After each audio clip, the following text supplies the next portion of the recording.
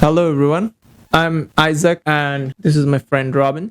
We're going to discuss about a civilization named Babylon. And Babylon is far more advanced civilization than other cities at this time. So if I ask you, is this civilization a myth or is it real? No, it has very much truth in it. Before we discuss about truth of it, we should say something regarding its location of content. If you look at Iran and Iraq, then we could trace a civilization like that at the very nearest. Earlier 18th or 19th century. We got that information from that time period. But if we now, with open eyes, if we look at the river by the name Euphrates, it was very much near the river by the name Euphrates.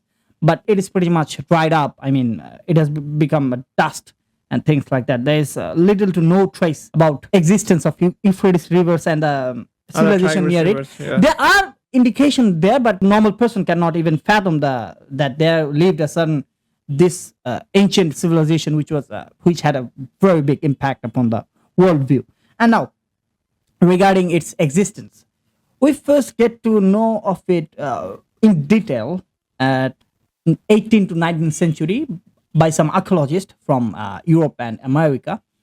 They found out about it while doing some research there. They get to know that there was a civilization by the name Babylonian or Babylon. And they have clay tablets. They have found some clay tablets based on buried mud.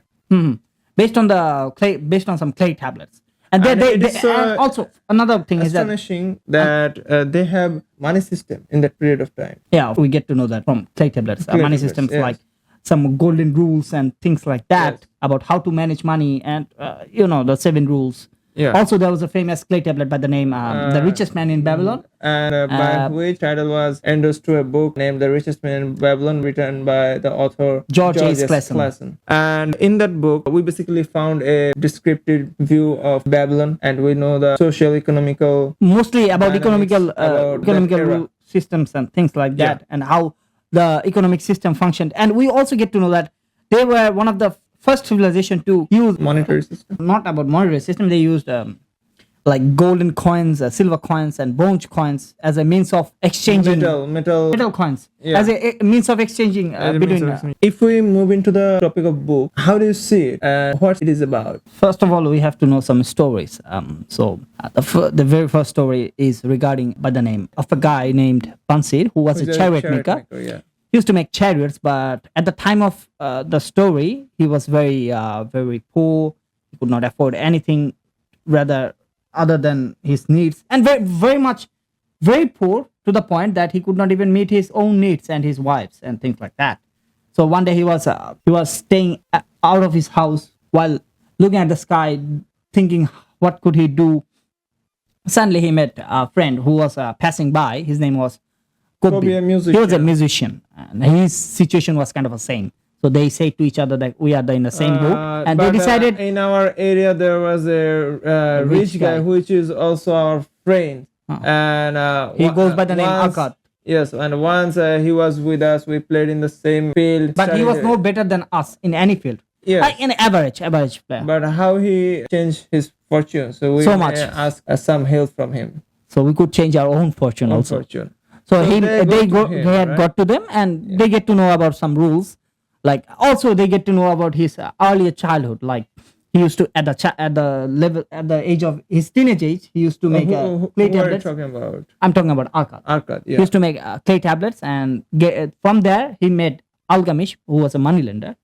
And through some tribulations and exam and tasks, he get to know some very drastic rules and regulations. Rather than rules, I would say policy, or kind of like a law that he get to know, and upon which he built his massive success. And Massive wealth in their civilization. rather than Babylonian civilization for himself. I For guess. himself also, yeah. So how did he change his fortune? I think he met a person named Algamish. Yeah, I was who talking about was that. a He was a moneylender. Yeah. Yes. He used to lend a lot of And, money to people. When they both met at some point, that Algamish was ordered to build a chariot, ordered to build some clay, and gave Arkad 2 days of finish it. time. Yeah. But unfortunately, He did not couldn't. quite finish the job And- at yes. right time. And so when Algamish came and asked if he was not his slave, he would have beaten him. So then Arkad said, "Okay, I will make the clay by this night, but Yeah, I would also do in some other work, exchange, but in exchange, you have to tell me how did you how become do- rich? How did you become rich? how did you become rich?" So in that sense, He finished the job finished the job, and on time, the and other part of the deal, Alchemist said that you have to remember that a golden rule. Every golden part rule. that you earn is a 1/10 of the part you should keep to your own self. Own As a self.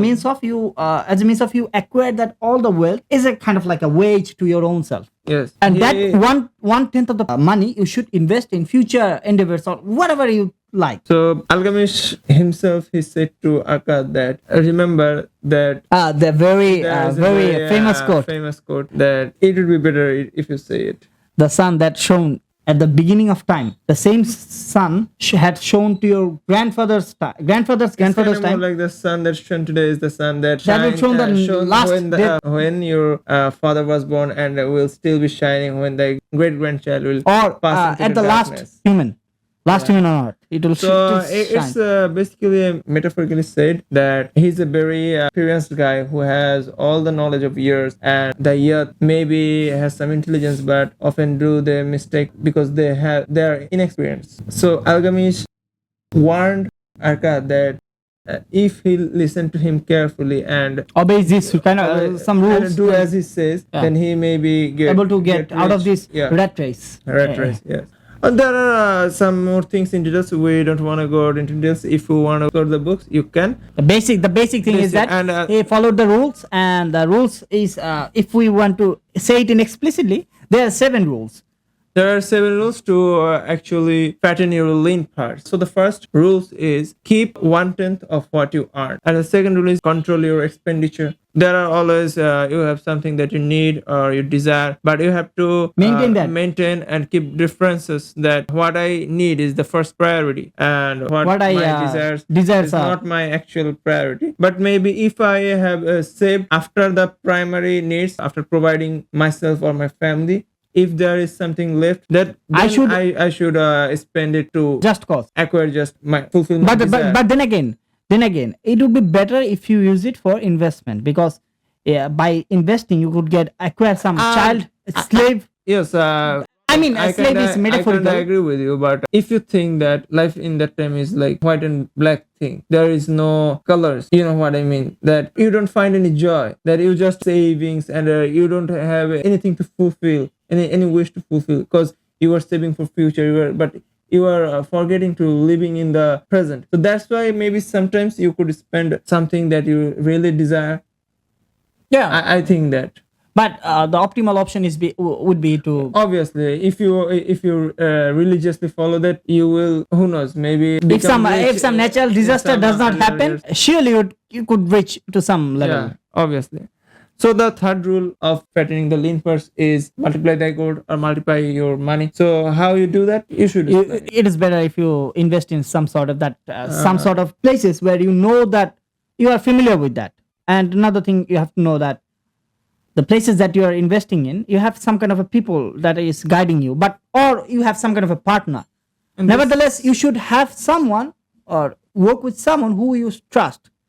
That way you will be able to know whether your investment will not go in vain. And even the money or the currency, you could say that there is something like a child, it makes child. Oh, yeah. The thing is that once you earn the money, you have to invest in some places, and we could say it is a child. So that child will create some money, and the last money that the child earns will also be called as a money, also be called as child, because you are investing the same dividends again and again. So that way for you always. This is creating as a child circle. Yeah. Yes. So this is the book actually we're talking about. You can see it. We actually buy the local print from our country, from our capital. Yes. So what is the fourth rule? So the fourth rule was guard thy treasure from loss. So what happened in there? The thing that it means is that where you are investing, you should make it sure that it would not be taken forcibly, or it would not go lost easily, or the most appropriate is it would not be thefted. I mean, no one will take it and go away. Things like that, and that is what it means, I guess. Yes, for sure. The fifth one is make of thy dwelling a profitable investment. If I elaborate it, it is something like if you are living in a renting house, so you have to pay something to your landlord, right? Yeah. But if you want to acquire a house for your own, then if you don't have enough money, you just lend something from bank, and then after some years the house is yours. And there are many other facilities, and you can just explore it. And the sixth one is ensure future income. It's talking It's about just the child and the making investment child is the same so on thing, and so yes. forth. And increase the ability to earn. So that means that you have to be skillful, and the world is changing constantly, every time, every moment. If you are talking about present times, yeah. Yes. It has always It been is changing. always, yes. So if you just acquire some knowledge or some skill that is right for just now, That is scalable, or that I is should stable, say, okay for just now, but you could maybe earn some money to get maybe in couple of months or maybe in couple of years it just downgrade your skill, just to downgrade, because there are other skill that has upscale the whole thing. So the you should main acquire the skill. the main issue is that you should learn some ways to earn a minimum money upon which you could build your future investments and And in the other stories, the main theme is just the 7 cures of lean parts, and otherwise the 5 laws of gold. Those are the similar things. I don't think we don't have much to explore on that. Subscribe our channel, guys. Thank you.